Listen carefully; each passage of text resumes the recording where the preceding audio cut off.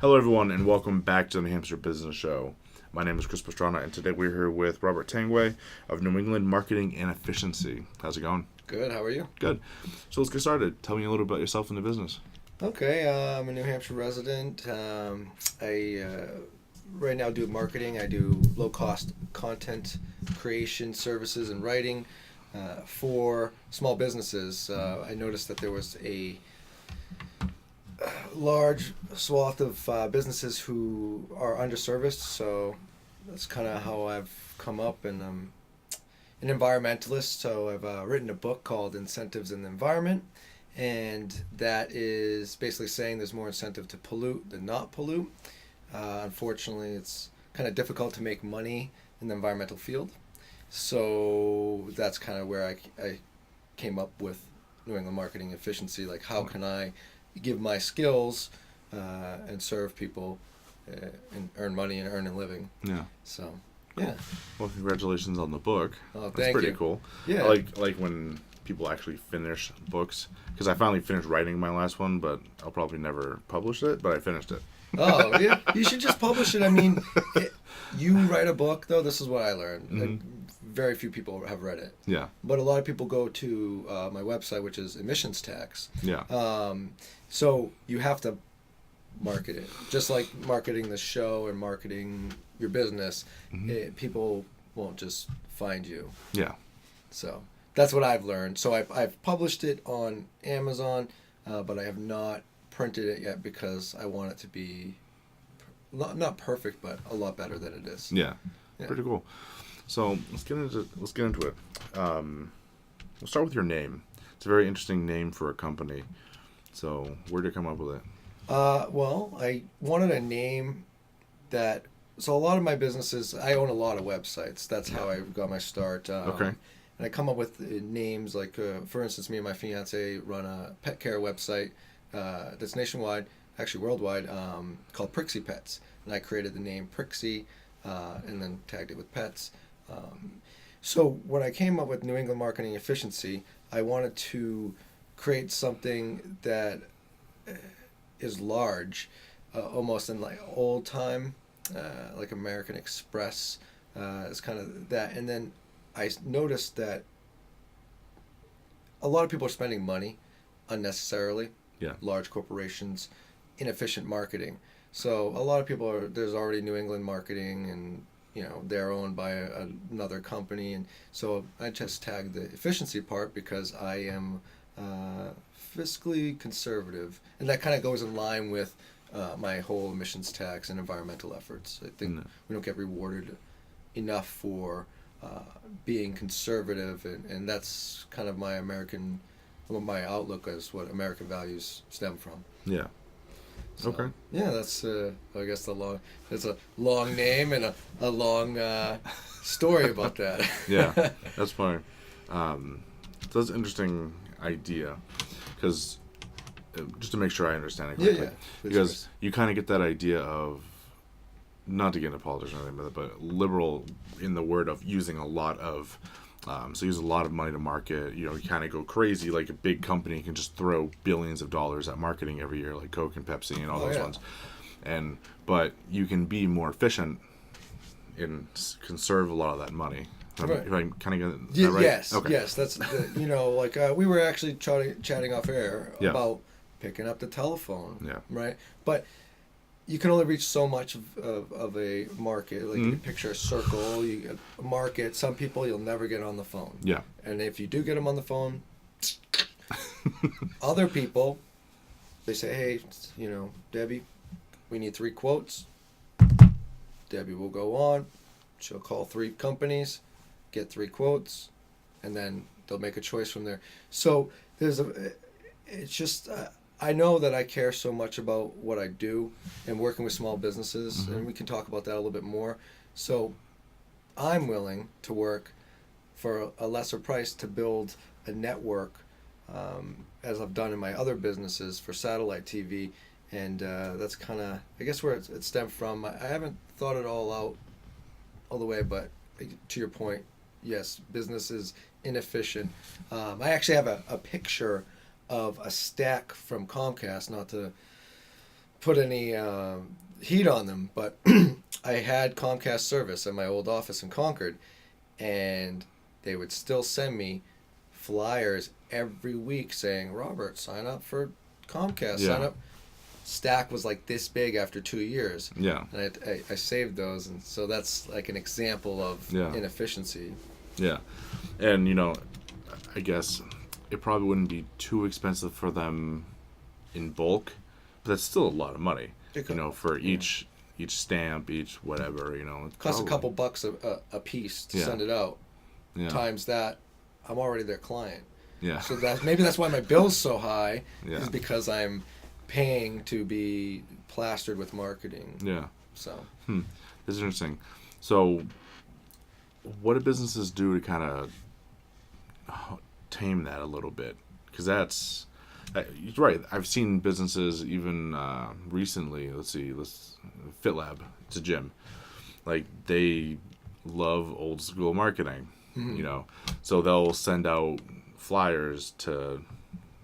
They'll just plaster, you know, miles around each gym or whatever. Right. And their ROI is probably not very good on that, considering, you know, their monthly membership is what, $30. Right. So, like, what do businesses do? Well, you need to look at what your target market is and kind of find if there's a better way to reach them. So if you're just plastering everybody, I like this one, cheeseburgers. It's one that I used, and I think I created it. Now you can go around asking people, hey, you want cheeseburgers? I have cheeseburgers. Great. And you're going to find out that I don't eat meat. Sorry, don't like cheeseburgers. Oh, I'm full. I just had lunch. So what you're really finding is someone who likes cheeseburgers, is hungry now, and has the money to do that. So I guess one example would be to really study your market and go for the low-hanging fruit. The easiest way to do that is to pick up your phone. But there's a lot of tactics that I use. Mainly what I specialize in is search engine marketing. That's how I built my other businesses, tons of organic traffic. It's getting more difficult now, but I write my own content and content for my clients where they can put it up. I organize the information so that it comes up in search engines, and then you're able to, that's like the low-hanging fruit. There's so many businesses whose SEO is just large corporations too. Their SEO is too fat, I call it, and it's just too long. I mean, there's really a lot of different ways, but you got to look at what you're spending on, what's working, not just go and spend. A lot of times too, people, they hire an employee, and employees are very expensive. Yeah. So, and they serve a function. Large corporations serve a function, but employees tend to get lazy, stagnant in their ideas, and that's how you get the mail-outs, double mail-outs, where you're getting duplicates. I just got one of those. So my fiance's father doesn't live at our house. We just got 2 things from Geico Yeah. to him Yeah. at our house. He doesn't live there, and we got 2. Yeah. So, sorry if I kept going off on there. No, that's perfectly fine. Yeah. Because it kind of highlights something that a lot of businesses we don't really talk about, and that's, like you said, inefficiency in what we're doing. And we all laugh because we all have those, we get the big stack of mail and we're like, oh yeah, this is all junk, we can't even use it. Right. But big companies are doing that over and over and over again. So it's like, it's got to work to some extent or they would stop doing it. But, you know, how much is it costing them? And then you lay out what small companies like to do with like social media and all these other things. And it's like, just trying to, and they can everyone's trying to overdo find their that too. space. Yeah. They can overdo that too, so you got to record it. But it's also intuition. The reason why people send out tons of mail outs is it is branding. It gets in your head. Yep. It's something like it takes 20 times before someone sees your message. That's not always true, but that's like the rule of thumb. So they're branding you, and there's tactics that go into, but to your point, it's not always the best route, or Yeah. you're spending too much on one form of marketing instead of like a holistic approach. Yeah. I look at nature a lot. Like, so I'm an environmentalist. I'm into efficiency, and nature is efficient. And if you overdo it, if there's too many deer, there's disease. And I guess that's the inefficient marketing. Yeah. That's the disease of the corporate world, I guess. Yeah. They have a whole lot of money, so like, we'll make sure everybody knows who we are, and they just cover everything. Yeah. Yeah. And it's not something that is necessarily needed. Yeah. Yeah. Oh, pretty cool. Anyway, so interesting. Yeah, where do you want to go from there? So we kind of touched on inefficiency a little bit. You want to talk about where would a business start? Yeah, I'll try to do it in general terms. Okay, so we'll talk about a new business, and then we could talk about an existing business.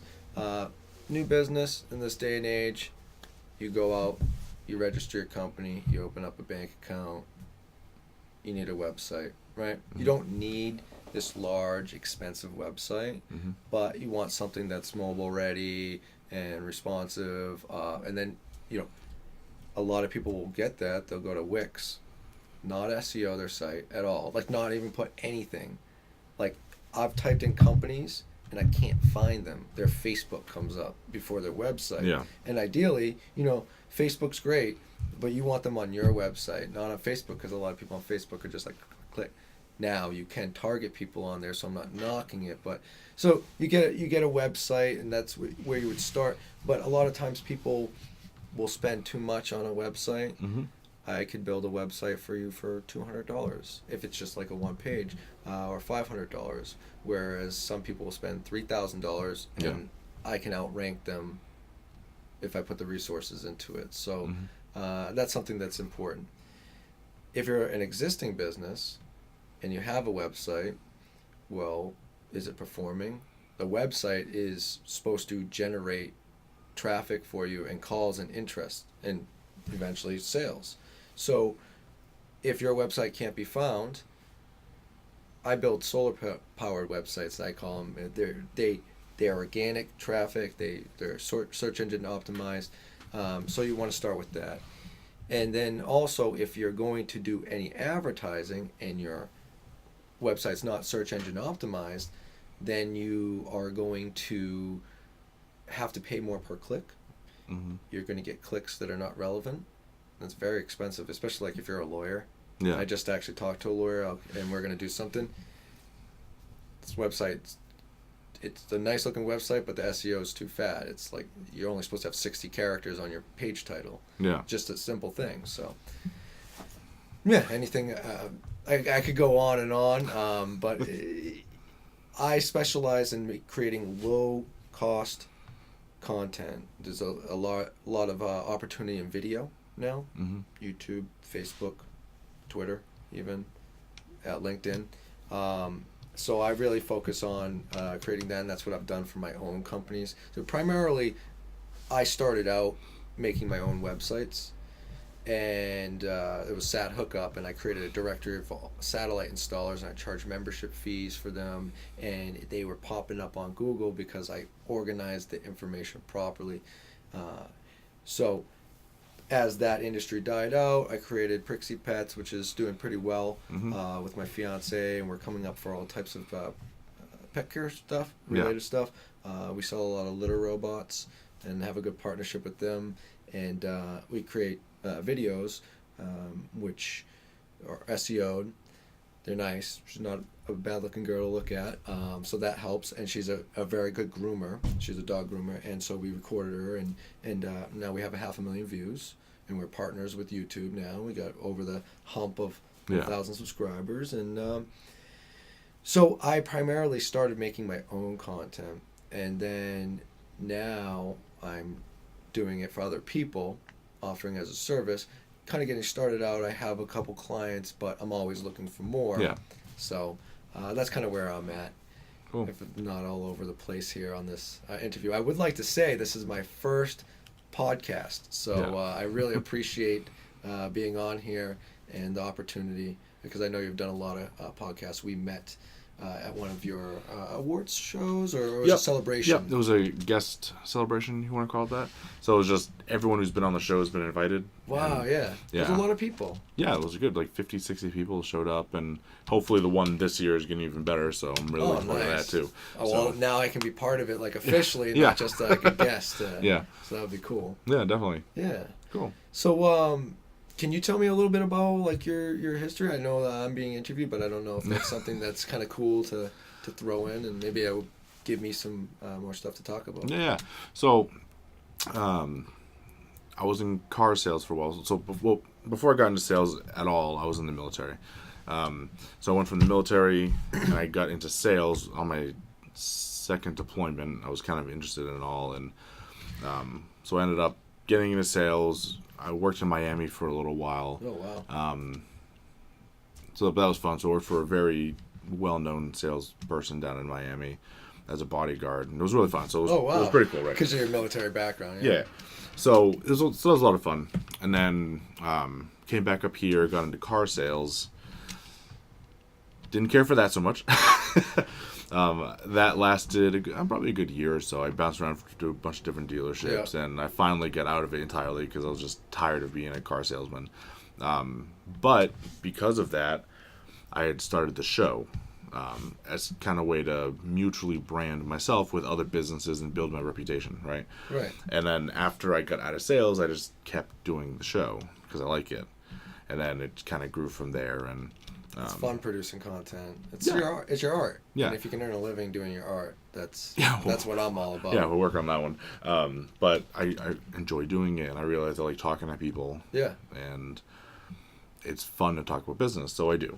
And my big goal is I've been always trying to just create a platform that, like we have been talking about this entire time, Coke and Pepsi and Comcast and all these companies can just throw stupid amounts of money at advertising. Right.